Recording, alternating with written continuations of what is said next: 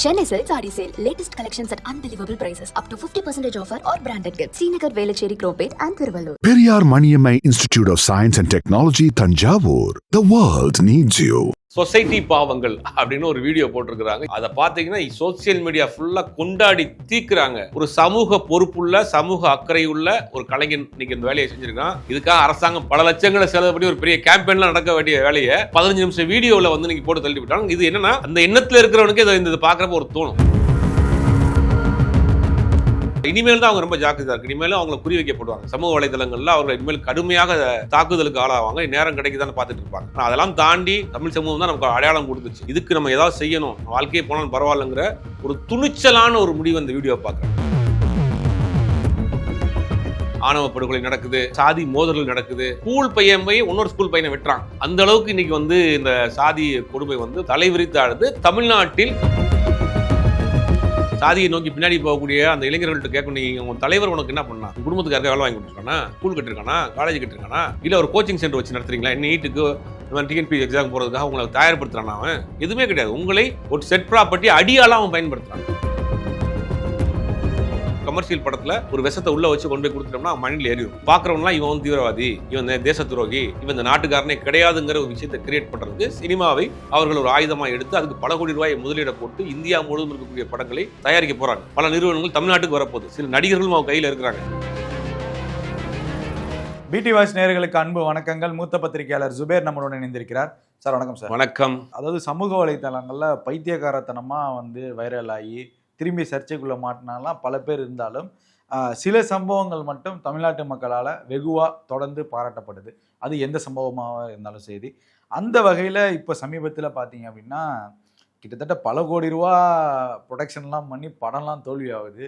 ஒரு கம்மியான ஒரு 4 சவுத்துக்குள்ளே எடுத்து ஒரு கண்டென்ட்டு இவ்வளோ வைரல் ஆகி ஒரு மக்களிடையே ஒரு மாற்றத்தை கொடுத்துருக்குன்னா அதை நிச்சயமாக நம்ம பேசி தான் ஆகணும்.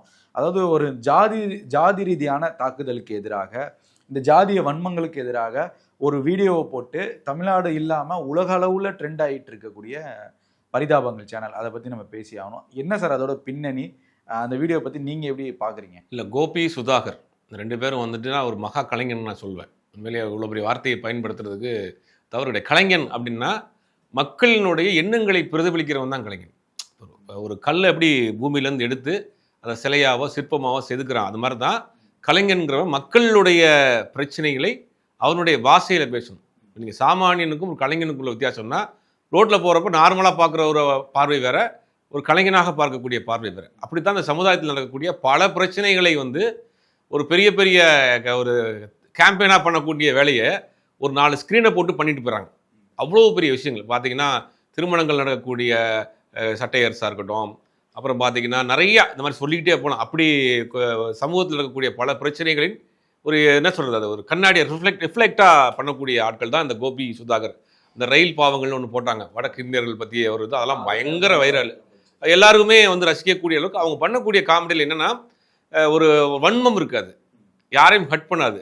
பாதிக்கப்பட்டவர்களுக்கு அந்த சம்மந்தப்பட்டவர்கள் பார்த்தா கூட சிரிக்கக்கூடிய அளவுக்கு பண்ணுறாங்க. அப்படித்தான் சொசைட்டி பாவங்கள் அப்படின்னு ஒரு வீடியோ போட்டிருக்கிறாங்க. இப்போ வரைக்கும் நம்ம பேசிட்டு இருக்கிற வரைக்கும் 15 லட்சம் பேர் பார்த்துருக்குறாங்க.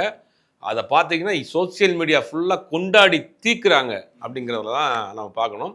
உண்மையிலேயே இன்றைக்கி சமூகத்தில் வந்து புறையோடி போய் கிடக்கக்கூடிய ஒரு விஷயம் வந்து சாதி. இப்போ தமிழ்நாட்டை பொறுத்த வரைக்கும் தமிழ்நாடு ரொம்ப ஒரு டிஃப்ரெண்ட்டான மாநிலம். அது இங்கே என்ன பண்ணுறாங்க அப்படின்னா, கடவுளை வச்சு இவங்களை பிரித்து பார்க்கணுன்னு பார்க்குறான், முடியல. மதத்தை வச்சு பிரித்து பார்க்கலன்னா முடியல. பாத யாத்திரைக்கு போகிறவனுக்கு பள்ளிவாசல் திறந்து விட்றாங்க, அவன் போய் தங்கி எழுந்திரிச்சிட்டு அங்கே சாப்பிட்டு அங்கே பாத யாத்திரை போகிறான். அங்கே மாரியம்மன் கோயிலுக்கு போகிறவனுக்கு இவன் வந்து ரோஸ் மில்க் கொடுக்குறான். சிக்கந்தர் மலை திருமங்கலம் மலை பிரச்சனை வந்துச்சு, அங்கே இருக்கிற இந்துக்கள் சேர்ந்து அவனுக்கு போராடுறாங்க. இது ஒரு வித்தியாசமான மாநிலமாக இருக்குது. இங்கே வந்து மதத்தை வச்சோ சாமியை வச்சோ இங்கே வந்து ஒரு அரசியல் பண்ண முடியாது, பிரிவினைகளை உண்டு பண்ண முடியாது. என்ன பண்ணுறாங்க அப்படின்னா, சாதி உங்களுக்கு கை கொடுக்குது. இப்போ தமிழ்நாட்டில் கடந்த 10 ஆண்டுகளில் பார்த்தா சாதிய சங்கங்கள், சாதிய அமைப்புகள், சாதி தலைவர்கள் வந்து பார்த்திங்கன்னா நிறையா பெருகிட்டாங்க. ஒரு சின்ன சமூகமாக இருக்கும், அதுக்கு ஒரு பெரிய மாநாடு கூட்டம், அவருக்கு 10 காரில் போகிறது, ரீல்ஸ் போடுறது, அவருக்கு பின்னாடி ஒரு ஃபாலோவர்ஸு, அப்படி இப்படின்னு ஒரு பெரிய கூட்டத்தை சேர்ந்து இதுக்கு பின்னாடி ஒரு அரசியல். காருக்குள்ளே உட்கார மாட்டானுங்க, கதவை பிடிச்சிக்கிட்டு ஆடுறது. அவன் வீடியோவில் பார்த்தீங்களா இன்றைக்கி அந்த வீடியோவை, காரை விட்டுருக்கடா பாவண்டான்றானுங்க. அந்த அளவுக்கு இன்றைக்கி அது போய்கிட்டு இருக்கு. அதில் ரொம்ப அதை நம்ம காமெடியாக அந்த விஷயத்தை சொன்னால் கூட ரொம்ப ஆபத்தான விஷயத்த கடந்த 10 ஆண்டுகளில் தமிழ்நாட்டில் சாதியை வச்சுட்டு இருக்காங்க. ஒரு காலத்தில் சாதிகள் சங்கம் இருக்கும், சாதிகளுக்கு தலைவர் இருப்பாங்க. அதெல்லாம் என்ன பண்ணுவாங்க அப்படின்னா, அந்த சமூகத்திற்கு ஒரு காலேஜ் கட்டுவாங்க, அந்த சமூகத்திற்கு ஒரு பள்ளிக்கூடம் கட்டுவாங்க, அந்த சமூகத்திற்கு ஒரு ஹாஸ்பிட்டல் கட்டுவாங்க, கல்யாண மண்டபம் கட்டுவாங்க. அப்போ அந்த சமூக மக்களே அடுத்த கட்டத்துக்கு நகர்த்தி கொண்டு போகிறதுக்கு அந்த சாதிய சங்கங்களும் சாதிய தலைவர்களும் பாடுபட்டாங்க. இன்னைக்கு ஆனால் அந்த இப்போ சாதிய அமைப்புகளில் கட்டப்பட்ட கல்லூரிகளையும் பள்ளிகள்லையும் எல்லா சமூக மக்களும் படிப்பாங்க. அப்படித்தான் இருக்கும். ஏதாவது ஒரு சமூகத்தை சேர்ந்தவங்க ஒரு காலேஜ் கட்டிருக்காங்கன்னா அந்த காலேஜில் அந்த பகுதியில் இருக்கக்கூடிய எல்லா மக்களும் படிக்கக்கூடிய இடமாக இருக்கும். அப்போ அந்த சாதிய சங்கங்கள் சாதிய தலைவர்கள்லாம் சமூகத்துக்கு பயனுள்ள நபர்களாக இருந்தாங்க. ஆனால் இப்போ என்ன நடக்குது அப்படின்னா, ஒரு குற்ற பின்புலம் உள்ள நபர்கள் என்ன பண்ணுறாங்க அப்படின்னா, அவர்களுடைய அந்த குற்ற பின்னணியை மறைப்பதற்காக சாதியை வந்து அவங்க ஒரு கேடயமாக எடுத்துக்கிறாங்க. சாதியை வந்து ஒரு கேடயம், அதை வந்து அரசியல்வாதிகள் இவர்கள் பெரிய அளவில் ஃபண்டு பண்ணுறாங்க, இவர்களை பேக்கப் பண்ணுறாங்க, இவர்களை காப்பாற்றுறாங்க.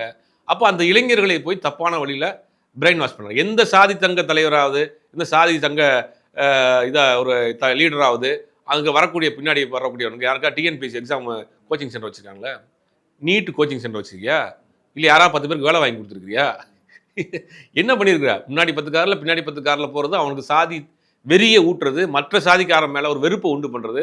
ஒரே ஸ்கூலில் ஒரே காலேஜில் சாதி மத பார்க்காம படிச்சுட்டு இருப்பான். அவன் வெளியில் வந்தவனே அந்த நம்ம அந்த அண்ணன் கூட போனோன்னா நமக்கு ஒரு வெயிட்டு, நம்ம தலைவன் கூட போனால் அதுக்கு ஒரு வெயிட்டு அப்படின்னு அவன் கூட போயிட்டு வந்துக்கிறான். அதே மாதிரி இவனும் மாறுறான், அந்த ஏரியாவுக்குள்ளே அவன் அந்த வேலையை செய்கிறான். ஒரே ஸ்கூலில் ஒரே காலேஜில் சாதி மதம் பார்க்காம படிச்சுட்டு வர்றானுங்க. வெளியில் வந்து இந்த மாதிரியான அமைப்புகளில் போன பிறகு அவனுக்கு வேறு முகம் வந்துடுது அவனுக்கு. இதனால் என்னென்னா, ஆணவ படுகொலை நடக்குது, நிறையா சாதி மோதல்கள் நடக்குது. ஸ்கூல் பையன் போய் இன்னொரு ஸ்கூல் பையனை வெட்டுறான். அந்த அளவுக்கு இன்றைக்கி வந்து இந்த சாதி கொடுமை வந்து பெரிய தலைவிரித்தாடுது. தமிழ்நாட்டில் இந்த வேலையை அவங்க வந்து செய்ய ஆரம்பிச்சிருக்காங்க அப்படின்னு தான் இதை பார்க்கணும். அதை வந்து சுக்குநூறாக ஒட்டச்சி எரியக்கூடிய வேலையை வெகுஜனமாக எல்லாரும் கொண்டாடக்கூடிய ஒரு யூடியூப் சேனலாக வச்சுருக்காங்க இந்த பரிதாபங்கள். அதில் வந்து போகிற போக்கில் ஒரு பல விஷயங்களே சாதி ரீதியாக இன்றைக்கி நடக்கக்கூடிய அத்தனை அக்குறுமங்களையும் வந்து ரொம்ப கவின் கொலையும் சேர்த்தே பண்ணிட்டு அதை ரொம்ப சட்டையரா பண்ணிட்டாங்கன்னு எல்லாருமே கொண்டாடி தீர்த்துட்டு இருக்காங்க. இது வந்து ஒரு சமூக பொறுப்புள்ள சமூக அக்கறை உள்ள ஒரு கலைஞன் இன்னைக்கு இந்த வேலையை செஞ்சிருக்கான். இதுக்காக அரசாங்கம் பல லட்சங்களை செலவு பண்ணி ஒரு பெரிய கேம்பெயின்லாம் நடக்க வேண்டிய வேலையை ஒரு 15 நிமிஷம் வீடியோவில் வந்து இன்னைக்கு போட்டு தள்ளி விட்டாங்க. இது என்னன்னா, இளைஞர்கள் அதிகம் பார்க்கக்கூடிய அந்த வீடியோ அவங்கள்ட்டே போய் சேருது. இப்போ அவனே அந்த எண்ணத்தில் இருக்கிறவனுக்கு இதை பார்க்குறப்ப ஒரு தோணும். இப்போ அதுதான் சரி. இப்போ இவங்க ஒரு வீடியோ போட்டாலே ஒரு மணி நேரத்தில் பல லட்சம் பேரை வந்து பார்க்குற மாதிரி இருக்குது அந்த வீடியோக்கள். அது வந்து ஒரு பெரிய மாற்றத்தை ஏற்படுத்துங்கிற ஒரு நம்பிக்கை இருக்குது. இல்லை, கண்டிப்பாக வந்து இனிமேல் அவங்க கையில் கயிறு கட்டுறது, காப்பு போடுறது, வெள்ளை சட்டை போடுறது, ஜீன்ஸ் பேண்ட் போடுறது, ரீல்ஸ் போடுறது, அவன் யோசிப்பான்ல நீ அதே மீம்ஸாக வந்துடும். மீம்ஸாக வந்து நம்ம போட்டோன்னா அவன் ஓட்டுவானுங்கன்னு பயப்படுவான்ல அவனுக்கு. அப்போ அந்த எண்ணத்திலிருந்து அவன் கொஞ்சம் கொஞ்சமாக வெளியேறுவான். அப்போ சிந்திப்பான், ஓஹோ இந்த ஒரு பையன் வந்து சாதி பெருமை பேசி இன்னைக்கு உள்ளே போய் உட்காந்துருக்கிறான், ஒரு கொலகாரனாக போயிட்டான், அவன் வாழ்க்கை என்ன ஆக போகுது, இவனை பாரு வந்து இப்போ நார்மலாக இருக்கிறவன் எல்லா ஜாதியிலும் நார்மலாக 4 பேருக்கு தான் செய்வான், படித்து வேலைக்கு போயிடுறான் முன்னேற. அதெல்லாம் அந்த வீடியோவில் சொல்கிறாங்கல்ல, அவன் வாட்டுக்கு படித்து வேலைக்கு போயிடுறான், நீ வேலைக்கு போகாமல் ஊரில் உட்காந்து சாதி பெருமை வெட்டி பெருமை பேசிக்கிட்டு உன் வாழ்க்கையை தொலைச்சிடுற. இதை வந்து பின்னாடி போகிறங்கிற விஷயங்கள் அவனுக்கு கொஞ்சம் அதாவது ஒரு பெரிய மனுஷன் சொல்கிறத காட்டிலும் அதே சமய வயசில் இருக்கக்கூடிய ஒரு சட்டையராக ஒரு விஷயத்த சொல்கிறப்ப அவனுக்கு மண்டையில் படார்னு உரைக்கும், டக்குன்னு உரைக்கும். ஒரு நேரம் முன்னாடி ஒரு நாளாவது 10 பேர்த்தில் 2 பேராவது இருந்தனா அது பெரிய விஷயமே. நீ வெளிப்படையாக இனிமேல் வந்து செய்யக்கூடாது. 2வது ஒரு விஷயம், அரசாங்கம் இந்த மாதிரியான குற்ற பின்னணியில் உள்ள இந்த சாதிய தலைவர்களை கண்காணிக்கணும். இவர்கள் மீது வழக்குகளை வந்து துரிதப்படுத்தணும். எல்லா சாதியிலையும் ஒரு கால அதுதான் அவர்களுடைய சுயநலத்திற்காக இந்த இளைஞர்கள் சமுதாயம் மூளை செலவு செய்து அவர்களை கொலகாரராக்கக்கூடிய வேலை செய்கிறாங்க, அவர்களை வாழ்க்கையை சீரழிக்கக்கூடிய வேலை செய்கிறாங்க. நீங்கள் அந்த போகக்கூடிய சாதியை நோக்கி பின்னாடி போகக்கூடிய அந்த இளைஞர்கள்ட்ட கேட்கணும், நீங்கள் உங்கள் தலைவர் உனக்கு என்ன பண்ணா, வேலை வாங்கி கொடுத்துருக்கானா, உங்கள் குடும்பத்துக்கு யாருக்கா வேலை வாங்கி கொடுத்துருக்கானா, இல்லை சமுதாயத்துக்கு ஏதாவது ஒரு பள்ளிக்கூடம் கட்டிருக்கானா, ஸ்கூல் கட்டிருக்கானா, காலேஜ் கட்டிருக்கானா, இல்லை ஒரு கோச்சிங் சென்டர் வச்சு நடத்துறீங்களா, நீட்டுக்கு இந்த மாதிரி டிஎன்பிஎஸ்சி எக்ஸாம் போகிறதுக்காக உங்களை தயார்படுத்துகிறானா, அவன் எதுவுமே கிடையாது. உங்களை ஒரு செட் ப்ராப்பர்ட்டி அடியாலாம் அவன் பயன்படுத்துகிறான், உங்கள் வாழ்க்கையும் போயிடுது. இதை புரிஞ்சு கொள்ளணும். இது வந்து ரொம்ப இப்போ சமீப காலமாக இந்த பிரச்சனையில் வந்து ஒரு சின்ன விழிப்புணர்வு வந்திருக்குன்னு நினைக்கிறேன். இது கொஞ்சம் மாற்றம் ஏற்பட்டால் உண்மையில் நல்ல விஷயம். அந்த வீடியோலேயே வந்து இந்த படிடா பரமான்னு சொல்கிற மாதிரி இந்த ஃப்ளெக்ஸிலலாம் ஸ்பெல்லிங் மிஸ்டேக்லாம் இருக்கும், அதையுமே மைன்யூட்டாக நோட் பண்ணியிருக்காங்க. அது கவனிச்சிங்களா? எல்லாமே பண்ண அது பண்ணால் அந்த காரில் தொங்கிட்டு போகிறது நடக்கிற விஷயத்தில் அப்படியே பண்ணுறாங்க. இன்னைக்கு பார்த்தீங்கன்னா குறிப்பாக வந்து கிராமப்புற இளைஞர்கள் தான் எங்களுடைய டார்கெட். கிராமப்புற இளைஞர்கள் சோசியல் மீடியா இதை ரெண்டையும் கையில் வச்சு. ஆனால் ரியாலிட்டியாக அவங்க காமிச்சிட்டாங்க. ரியாலிட்டி இருக்குது. இன்றைக்கும் பார்த்தீங்கன்னா படிக்கிற வரைக்கும் நார்மலாக இருக்கான், படித்து முடிச்சு வெளியில் வந்தோடனே அந்த கும்பலோட போய் சேர்ந்தோடனே இவனும் ஜாதி பெருமை பேச ஆரம்பிச்சான். அது வரைக்கும் அமைதியாக இருக்கிறான். அப்போ அதுவே வந்து அவங்களோட டார்கெட் என்னென்னா கிராமப்புற மிடில் கிளாஸ் இளைஞர்கள் தான் அவங்களுடைய டார்கெட். இனிமேல் அப்பர் கிளாஸாக இருக்கிறவன் என்ன பண்ணுவான், யோசிச்சிருவான், அப்படி வெளியில் அங்கேயாவது போயிடுவான். இந்த மிடில் கிளாஸ் பையன் வேலை வெட்டி இல்லாமல் அந்த காலகட்டம் தான் ரொம்ப மோசமான காலகட்டம். படித்து முடிச்சுட்டு வேலைக்கு போகாமல் வேலை தேடிக்கிட்டு இருப்பான் இல்லையா, அந்த காலகட்டம் இருக்கும். அது ரொம்ப மோசமான காலகட்டம். அதில் தான் சில பேர் சிக்கி சீரழிஞ்சு போயிடுவானுங்க, சில பேர் தப்பிச்சும் போவானுங்க. அந்த காலகட்டத்தில் தான் இவங்க மாட்டுறானுங்க. ஒரு 21 வயசில் காலேஜ் முடிச்சானா அது டார்கெட்டாகவும் நடக்குது, டார்கெட்டாகவே பண்ணுறாங்க. டார்கெட்டாகவே அந்த சமூக இளைஞர்களை கூப்பிட்டு பிரெயின் வாஷ் பண்ணி அவர்களை அடியாளாக்கி கடைசியில் அவங்களுக்கு குற்ற பின்னணி உள்ள நபராக்கி அவன் கோர்ட்டு கேஸுன்னு அலைஞ்சு அந்த பெருமையிலே வாழ்ந்து குடிச்சு கும்மாளம் பண்ணி செத்தும் போயிடுறான். அவன் வாழ்க்கையை சீரழிக்கக்கூடிய வேலையை செய்கிறான். அந்த வீடியோலேயே சொல்லியிருப்பாங்க, எத்தனை பேரடா அப்படி கெடுக்க போறீங்கடா உங்களோட வேலை, உங்களோட எதுக்காக நீங்கள் நல்லாவே இருக்க மாட்டீங்கடா அப்படின்றது அந்த வீடியோலையும் பேசியிருப்பாப்புல. இதெல்லாம் ரியலில் நடக்கக்கூடிய விஷயம் தான். இதெல்லாம் ஒரு பக்கம் இருந்தாலும் பாஜகவுடைய மூத்த தலைவர் எச் ராஜா வந்து திடீர்னு சினிமா அவதாரம் எடுத்துட்டு, அதாவது ஜாதியம் மதம் இதெல்லாம் வேணாம்னு பரிதாபங்கள் ஒரு வீடியோ போட்டாலும் இங்கே எச் ராஜாவுடைய படம் எப்படியா பார்க்கப்படுங்கிற ஒரு கேள்வி வருது. இல்லை, சினிமாவை அவங்க கையில் எடுக்கணும்னு நினைக்கிறாங்க. சினிமாங்கிற ஒரு பெரிய மீடியா தமிழில் ஆல் ஓவர் இந்தியா ஹிந்திலாம் அவங்க கையில் எடுத்துட்டாங்க. இப்போ காஷ்மீர் ஃபைல்ஸ்க்கு ஏன் அவங்க வந்து தேசிய விருது கொடுக்குறாங்க? நீதிமன்றத்தால் கண்டிக்கப்பட்ட ஒரு படத்துக்கு நீங்கள் ஏன் இது கொடுக்குறீங்க, தேசிய விருது கொடுக்குறீங்கன்னா அதுக்கு ஒரு அர்த்தம் இருக்குல்ல. அந்த மாதிரி வன்மத்தை விதைக்கக்கூடிய வன்மத்தை கக்கக்கூடிய படங்களை பாஜக ஆளுகிற முதலமைச்சர்கள் போய் நேரடியாக பார்க்குறாங்க. அந்த படங்களுக்கு வரி விலக்கு கொடுக்குறாங்க. பிரதமர் வந்து பாராளுமன்றத்தில் பார்க்குறாரு அந்த படத்தை உட்காந்து, அந்த படத்தை என்கரேஜ் பண்ணுறாங்க. அப்போ திரையின் வழியாக ஒரு வேலையை செய்யணும். ஆர்எஸ்எஸ்னுடைய வேலை என்னென்னா எல்லா தளத்துலையும் அவங்க இருக்கிறாங்க. இலக்கியத்தில் இருக்கிறாங்க, சினிமாவில் இருக்கிறாங்க, கலையில் இருக்கிறாங்க, மார்ஷியல் ஆர்ட்ஸில் இருக்கிறாங்க.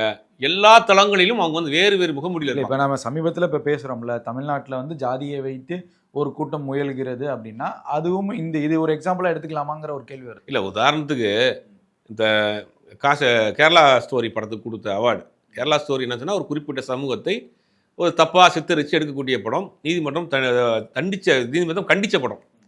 ஆனால் அதே நேரம் தமிழ்நாட்டில் அயோத்தின்னு ஒரு படம் வருது. மனிதர்களுக்கு வந்து சாதி மதத்தை தாண்டி மனிதாபிமானம் மனிதநேயம் தான் முக்கியம்னு சொல்லி ஒரு படம் வருது. நீங்கள் எந்த படத்துக்கு கொடுத்துருக்கணும்? அதான கேட்குறோம் எல்லாரும். நீங்கள் வந்து மனிதனை ஒற்றுமையாக இருக்க சொல்லக்கூடிய ஒரு படத்துக்கு கொடுக்கணுமா, மனிதனை பிரித்தாளக்கூடிய ஒரு படத்துக்கு நீங்கள் கொடுக்கணுமா? அப்போ இதுக்குள்ள அரசியல் வந்துருச்சா இல்லையா? அப்போ நீங்கள் முழுக்க இந்த வேலையை செய்கிறாங்க.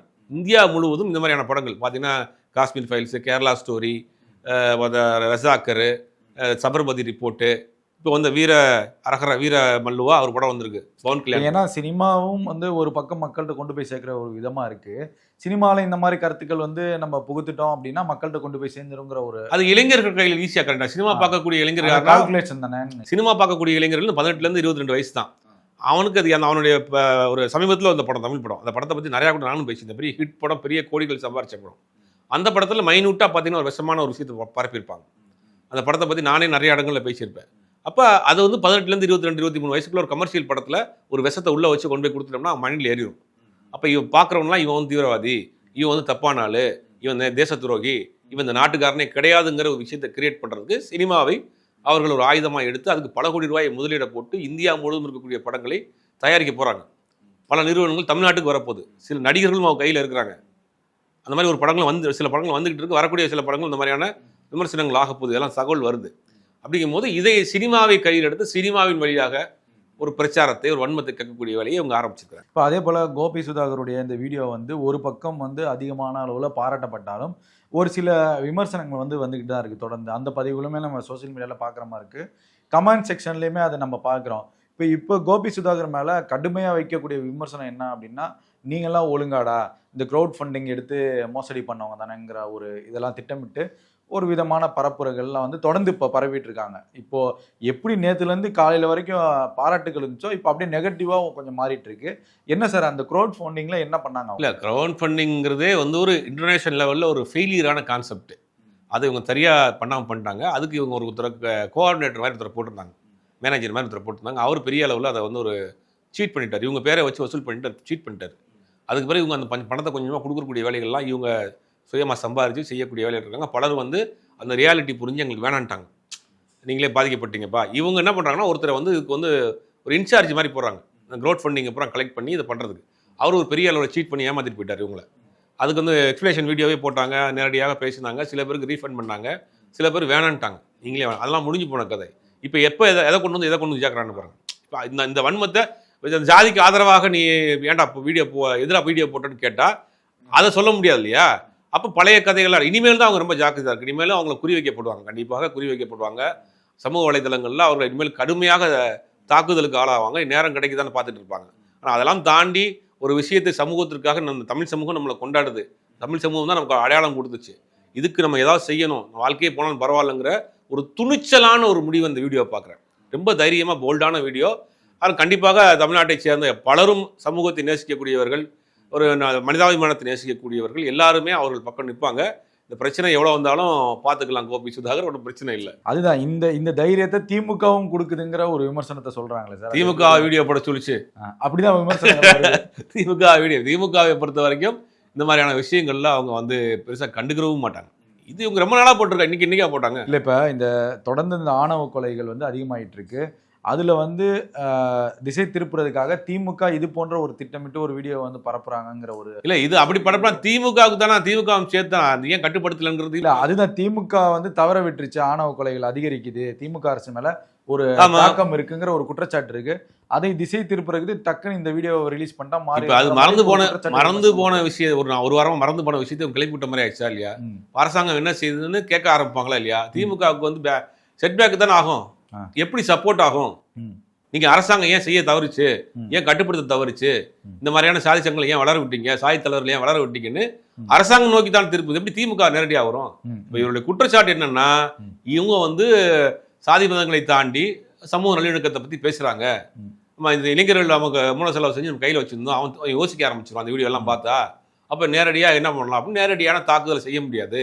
அப்ப இவனுக்கு பின்னாடி திமுக இருக்கு, நேரடியாக அங்கே தான் போய் நிற்பானுங்க, திமுக இருக்கு, அப்போ இவன் வந்து க்ரோட் ஃபண்ட் வாங்கி ஏமாத்திட்டான், இந்த மாதிரியான குற்றச்சாட்டுகளை வைப்பாங்க. அதான் பர்சனல் இஷ்யூலாம் வந்து வெளியிட்டு இருக்கானுங்க, அதை பண்ணிட்டானுங்க இதை பண்ணிட்டாங்க அப்படி. அவங்கள பற்றி 2 பேரும் சாதாரண ஒரு தொலைக்காட்சியில் வேலை தட்டு வந்து இருந்து டெய்லி ஒரு சின்ன ப்ரோக்ராமாக பண்ணி, அதுக்கு பிறகு இன்னொரு சேனலில் மெட்ராஸ் சென்டரில் ஒரு சேனலில் இருந்து அங்கேருந்து வெளியில் வந்து இந்த ஆரம்பித்து போயிட்டுருக்காங்க. இடையில க்ரோட் ஃபண்டிங் வாங்கினாங்க, கொரோனா டைம் வந்துச்சு, அதை நம்பி பண்ணவர் ஏமாற்றிட்டாரு. அதை பற்றின ஃபுல் டீட்டெயில் அவங்களே பேசிட்டாங்க. இவ்வளவும் நடந்ததுக்கு பிறகு இப்போ கொண்டு வந்து ஒரு சரி நமக்கு இவ்வளோ பேரும் புகழும் கொடுத்த தமிழ் சமூகத்துக்கு ஏதாவது செய்வோம், நீங்கள் இளைஞர்கள் தவறான வழியில் போயிட்டு இருக்காங்கிற ஒரு அட்வைஸ் மாதிரி வந்து வீடியோ போட்டிருக்காங்க. அப்போ பர்சனலாக அட்டாக் பண்ண தானே செய்வாங்க. நல்ல வேலை கோபி சுதாகர் வேறு பேராக இல்லை, வேறு பேராக இருந்தாலும் அவனை வேறு ஊற்றிட்டு இருப்பாங்க. இவ்வளோ நேரம் பல்வேறு கேள்விக்கு பதில் தமிழ். நன்றி சார்.